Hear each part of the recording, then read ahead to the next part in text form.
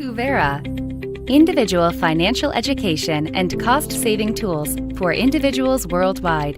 For more information, visit kuveraglobal.com.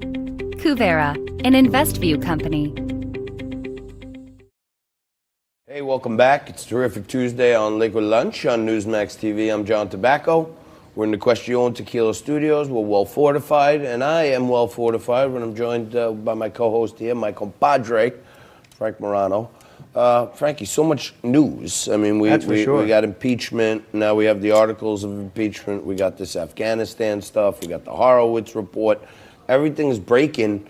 It's like I sometimes feel like we're the guys that got to break it down to the simplest form for our audience, our friends sitting at home. Like there's a whirlwind of news, like what to believe. Right. Well, right before the show, House Judiciary Committee Chairman Gerald Nadler, who actually represents the area we're in right now, he went and explained why they are unveiling these two articles of impeachment. This is Gerald Nadler describing the articles earlier this morning.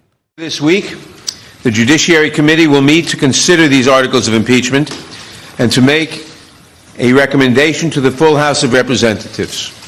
We do not take this action lightly, but we have taken an oath to defend the Constitution. And unlike President Trump, we understand that our duty, first and foremost, is to protect the Constitution and to protect the interests of the American people.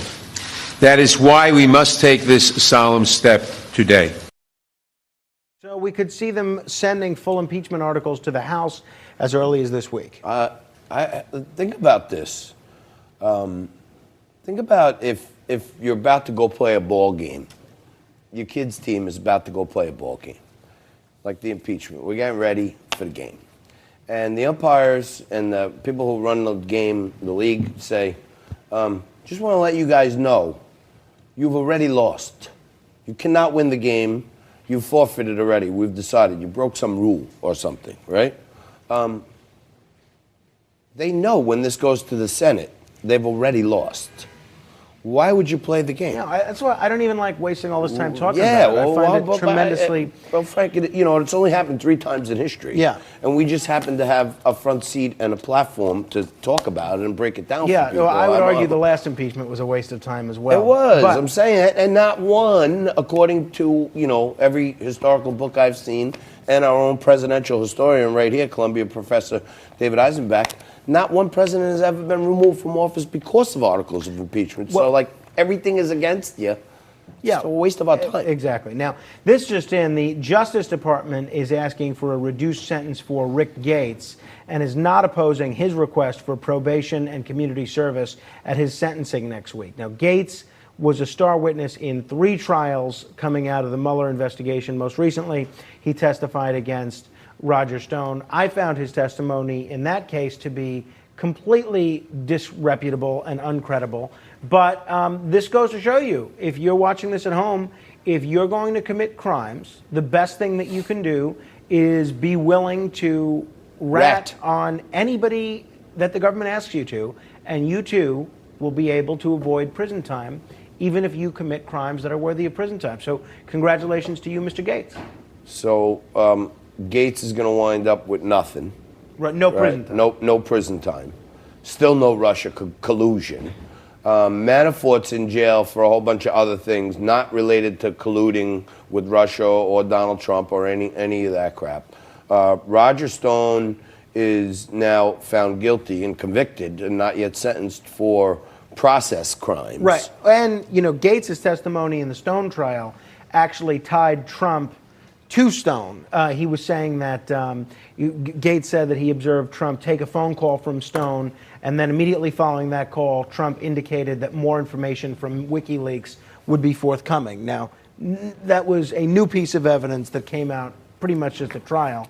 So that's why I found it pretty hard to believe. What's the credibility of someone who is going to just say whatever he wants for the government? It's absolutely... Yeah. It's absolutely nuts. Yeah. What else is going on? Give me something good. All right. Is there any good news out there?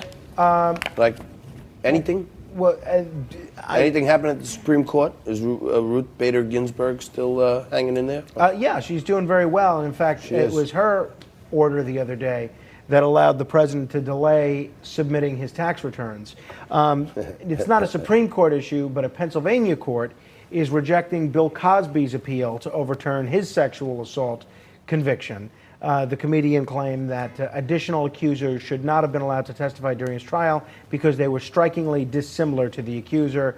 The court has rejected that, so he's got to stay in jail or in prison, at least for a little while. Made the argument that they changed their appearance since then. They changed their hair color, so it can't be the same person. Is that what he's saying? That wasn't quite the argument, but as far as this appellate court in Pennsylvania is concerned, it may have well been. Now, the Attorney General, Bill Barr, he is speaking out again on the report that we've been telling you about all morning. He says that he still believes the FBI may have operated in bad faith when it investigated the Trump campaign. In an exclusive interview just moments ago with NBC News, Barr essentially dismissed the findings of the Inspector General, and he argued that Michael Horowitz didn't look very hard for evidence, adding that he accepted the FBI's explanations at face value.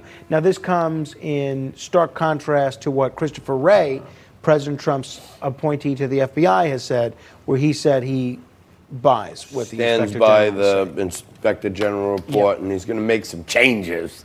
Bill Barr, you will be told by the left and the fools over at Morning Joe and The Last Turd and some of these other shows that they feed you these plates of garbage every single day. You will be told that Bill Barr is a tool of Donald Trump. He's Attorney General of the United States of America, and it's not his first rodeo. So at least we got Barr fighting for us, folks. We're going to take a quick break. We're going to come back right after this with Eric Early.